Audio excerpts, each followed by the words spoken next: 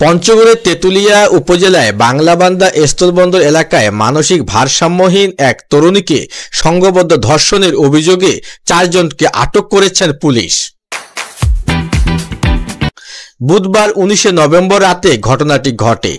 স্থানীয়দের ফোন পেয়ে পুলিশ গিয়ে তরুণীকে উদ্ধার করে এবং পরে আমদানি রপ্তানি পণ্যবাহী ট্রাক চালক 4 জনকে গ্রেপ্তার করে। গ্রেপ্তারকৃতরা হলেন হাসান আলী, রাজীব, হানিফ, সোহেল। পুলিশের তথ্যমতে রাতে পাগলিডাঙ্গি বাজার থেকে তরুণীকে ভুল বুঝিয়ে নিয়ে গিয়ে এক দোকানের পাশে সংঘবদ্ধ ধর্ষণ করা হয়। ঘটনার পর 4 জন পালিয়ে গেলে এলাকাবাসীর মাধ্যমে খবর পেয়ে তেঁতুলিয়া মডেল থানার পুলিশ ঘটনাস্থল থেকে তরুণীকে উদ্ধার করে।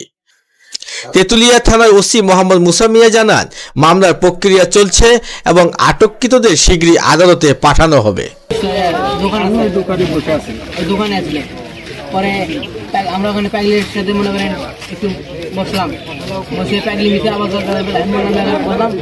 থাকা